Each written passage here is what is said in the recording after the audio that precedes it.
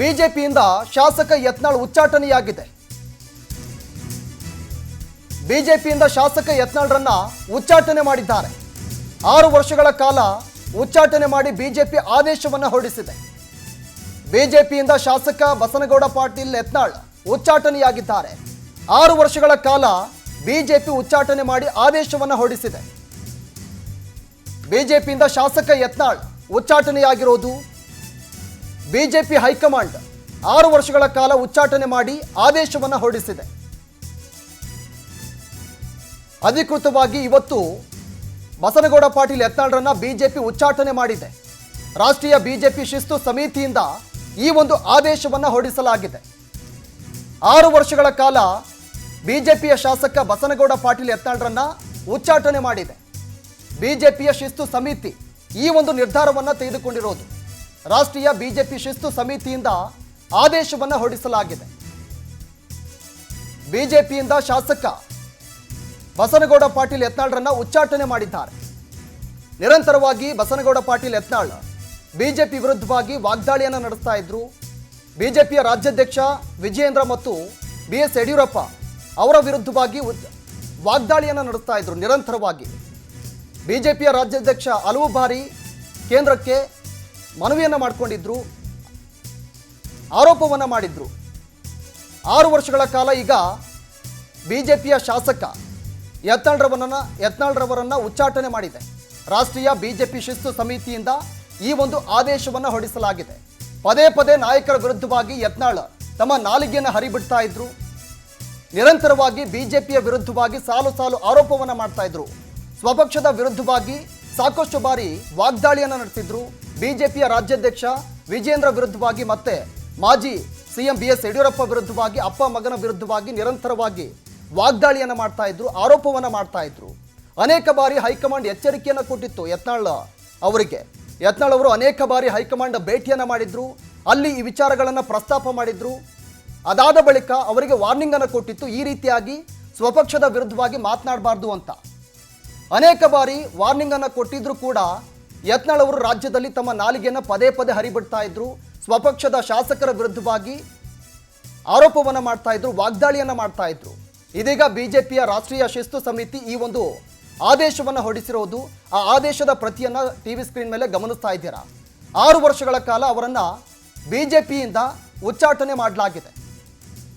ರಾಷ್ಟ್ರೀಯ ಬಿಜೆಪಿ ಶಿಸ್ತು ಸಮಿತಿಯಿಂದ ಈ ಒಂದು ಆದೇಶವನ್ನು ಅಧಿಕೃತವಾಗಿ ಹೊರಡಿಸಿದ್ದಾರೆ. ಆದೇಶದ ಪ್ರತಿಯನ್ನು ಕೂಡ ಟಿವಿ ಸ್ಕ್ರೀನ್ ಮೇಲೆ ಗಮನಿಸ್ತಾ ಇದ್ದೀರಾ.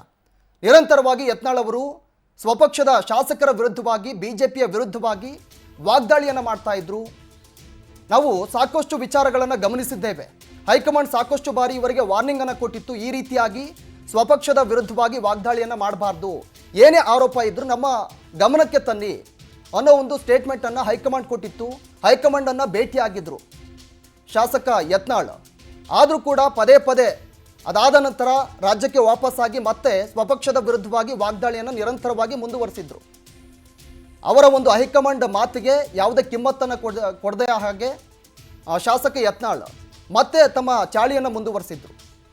ಇದೀಗ ಬಿಜೆಪಿಯ ಹೈಕಮಾಂಡ್ ಏನು ರಾಷ್ಟ್ರೀಯ ಶಿಸ್ತು ಸಮಿತಿ ಅವರನ್ನು 6 ವರ್ಷಗಳ ಕಾಲ ಉಚ್ಚಾಟನೆ ಮಾಡಿದೆ. ಆ ಉಚ್ಚಾಟನೆ ಮಾಡಿರುವಂಥ ಆದೇಶದ ಪ್ರತಿಯನ್ನು ಟಿವಿ ಸ್ಕ್ರೀನ್ ಮೇಲೆ ಗಮನಿಸ್ತಾ ಇದ್ದೀರಾ. ಕೋವಿಡ್ ಹಗರಣ ಆಗಿರ್ಬೋದು, ಮತ್ತು ಈ ಬಿಜೆಪಿಯ ರಾಜ್ಯಾಧ್ಯಕ್ಷ ವಿಜಯೇಂದ್ರ ಅವರ ವಿರುದ್ಧವಾಗಿ ಸರಣಿ ಆರೋಪವನ್ನು ಮಾಡ್ತಾ ಇದ್ರು. ನಿರಂತರವಾಗಿ ವಾಗ್ದಾಳಿಯನ್ನು ಮಾಡ್ತಾ ಇದ್ರು. ಇವ್ರದೇ ಒಂದು ಬಣ ಇತ್ತು, ರೆಬಲ್ಸ್ ಬಣ ಅಂತ. ಅವರ ಒಂದು ಬಣಗಳು ಸೇರಿಕೊಂಡು ಈ ರೀತಿಯಾಗಿ ಸ್ವಪಕ್ಷದ ವಿರುದ್ಧವಾಗಿ ವಾಗ್ದಾಳಿಯನ್ನು ಮುಂದುವರಿಸ್ತಾ ಇದ್ರು. ಗುಪ್ತ ಮೀಟಿಂಗ್ ಮಾಡೋದು, ರಾಜ್ಯಾಧ್ಯಕ್ಷ ಸರಿಯಿಲ್ಲ, ಅವರನ್ನು ರಾಜ್ಯಾಧ್ಯಕ್ಷ ಸ್ಥಾನದಿಂದ ಕೆಳಗಿಳಿಸಬೇಕು ಅಂತ ನಿರಂತರವಾಗಿ ವಾಗ್ದಾಳಿಯನ್ನು ಮಾಡ್ತಾ ಇದ್ರು. ಫೆಬ್ರವರಿ 10ರಂದು ಕೇಂದ್ರ ಶಿಸ್ತು ಸಮಿತಿ ನೋಟಿಸನ್ನು ಕೊಟ್ಟಿತ್ತು. ಪದೇ ಪದೇ ಪಕ್ಷದ ಶಿಸ್ತು ಉಲ್ಲಂಘನೆ ಮಾಡಿದ್ರು ಯತ್ನಾಳ್. ಇದೇ ಫೆಬ್ರವರಿ 10ರಂದು ನೋಟಿಸನ್ನು ಕೊಟ್ಟಿತ್ತು ಕೇಂದ್ರ ಶಿಸ್ತು ಸಮಿತಿ.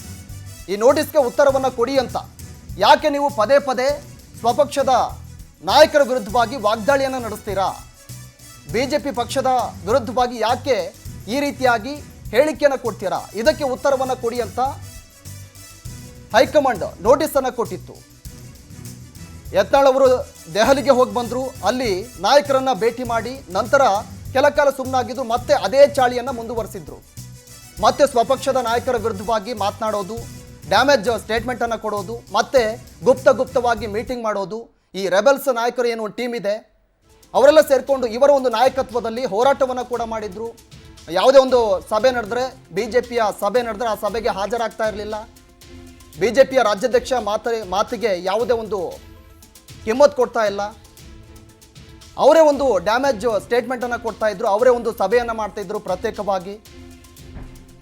ಪದೇ BJP ನಾಯಕರ ವಿರುದ್ಧವಾಗಿ ಸ್ಟೇಟ್ಮೆಂಟನ್ನು ಕೊಡ್ತಾ ಇದ್ರು. BJP ರಾಜ್ಯಾಧ್ಯಕ್ಷ ಸರಿ ಇಲ್ಲ, ಅವರ ಒಂದು ನಾಯಕತ್ವದಲ್ಲಿ ನಾವು ಏನು ಮಾಡೋಕ್ಕಾಗಲ್ಲ, ಈ ರೀತಿಯಾಗಿ ಸ್ಟೇಟ್ಮೆಂಟನ್ನು ಕೊಡ್ತಾ ಇದ್ರು. ಹೈಕಮಾಂಡ್ ಸಾಕಷ್ಟು ಬಾರಿ ಅವರಿಗೆ ಎಚ್ಚರಿಕೆಯನ್ನು ಕೊಟ್ಟಿತ್ತು, ಸ್ವಪಕ್ಷದ ವಿರುದ್ಧವಾಗಿ ಈ ರೀತಿಯಾಗಿ ಸ್ಟೇಟ್ಮೆಂಟನ್ನು ಕೊಡಬಾರ್ದು ಅಂತ. ಈ ವಿಚಾರಕ್ಕೆ ಸಂಬಂಧಪಟ್ಟಂತೆ ನಮ್ಮ ದೆಹಲಿ ಪ್ರತಿನಿಧಿ ಲೈವ್ ಸಂಪರ್ಕದಲ್ಲಿದ್ದಾರೆ ಸಂತೋಷ್. ಇದೀಗ ಶಾಸಕ ಯತ್ನಾಳ್ರವರನ್ನು 6 ವರ್ಷಗಳ ಕಾಲ ಉಚ್ಚಾಟನೆ ಮಾಡಿರೋದು, ಈ ವಿಚಾರಕ್ಕೆ ಸಂಬಂಧಪಟ್ಟಂತೆ ಏನೆಲ್ಲ ಅಪ್ಡೇಟ್ಸ್ ಇದೆ?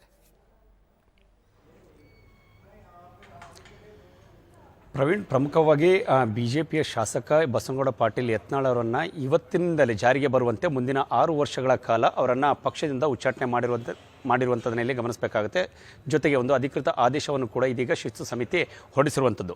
ಯಾಕೆಂತ ಹೇಳಿದ್ರೆ ಈ ಹಿಂದೆ ಕೂಡ ಅವರನ್ನು ಪಕ್ಷದಿಂದ ಉಚ್ಚಾಟನೆಯನ್ನು ಮಾಡಲಾಗಿತ್ತು. ಜೊತೆಗೆ ಪಕ್ಷ ವಿರೋಧಿ ಚಟುವಟಿಕೆಗಳ ಜೊತೆಗೆ ಪಕ್ಷದ ವಿರುದ್ಧ ಪದೇ ಜೊತೆಗೆ ಪಕ್ಷದ ಅಧ್ಯಕ್ಷರು ಹಾಗೂ ಪಕ್ಷದ ಕೆಲವೊಂದಿಷ್ಟು ಪ್ರಮುಖ ಹಿರಿಯ ನಾಯಕರುಗಳ ವಿರುದ್ಧ ಪದೇ ಆರೋಪಗಳನ್ನು ಮಾಡುವಂಥದ್ದು, ಅವರ ವಿರುದ್ಧ ಹರಿಯುವಂಥದ್ದು, ಜೊತೆಗೆ ಪಕ್ಷ ವಿರೋಧಿ ಚಟುವಟಿಕೆಗಳನ್ನು ನಡೆಸುವಂಥದ್ದು, ಈ ರೀತಿಯಾದಂಥ ಬೆಳವಣಿಗೆಗಳನ್ನು ಹೈಕಮಾಂಡ್ ಮಟ್ಟದ ನಾಯಕರುಗಳು ಪದೇ ಇದನ್ನು ಗಮನಿಸ್ತಾ ಇದ್ದರು. ಜೊತೆಗೆ ಇದನ್ನೇ ಗಂಭೀರವಾಗಿ ತೆಗೆದುಕೊಳ್ತಾ ಇದ್ರು. 2 ರಿಂದ 3 ಬಾರಿ ಅವರಿಗೆ ಶೋಕಾಸ್ ನೋಟಿಸನ್ನು ಕೂಡ ಕೊಡಲಾಗಿತ್ತು.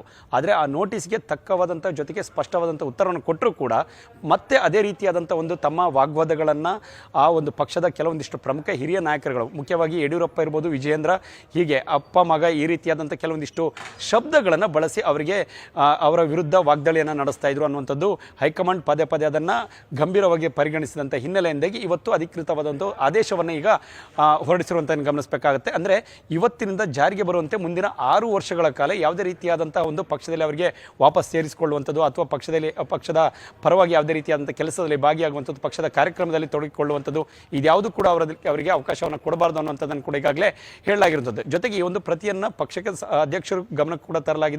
ಕೇಂದ್ರದ ಶಿಸ್ತು ಸಮಿತಿ ಜೊತೆಗೆ ರಾಷ್ಟ್ರೀಯ ಅಧ್ಯಕ್ಷರ ಈ ಒಂದು ಕಾರ್ಯಾಲಯಕ್ಕೂ ಕೂಡ ಮುಟ್ಟಿಸುವಂಥದ್ದು, ಜೊತೆಗೆ ಅವರಿಗೆ ಯಾವುದೇ ರೀತಿಯಾದಂಥ ಪಕ್ಷದ ಜವಾಬ್ದಾರಿಗಳನ್ನು ಕೂಡ ನೀಡಬಾರ್ದು ಅನ್ನುವಂಥದ್ದನ್ನು ಸ್ಪಷ್ಟವಾಗಿ ಅವರ ಈ ಒಂದು ಉಚ್ಚಾಟನೆಯ ಒಂದು ಪತ್ರದಲ್ಲಿ ನಮೂದು ಮಾಡಲಾಗಿರುವಂಥದ್ದನ್ನು ಗಮನಿಸಬೇಕಾಗತ್ತೆ. ಓಕೆ, ಥ್ಯಾಂಕ್ ಯು ಸಂತೋಷ್ ತಮ್ಮೆಲ್ಲ ಮಾಹಿತಿಗೆ.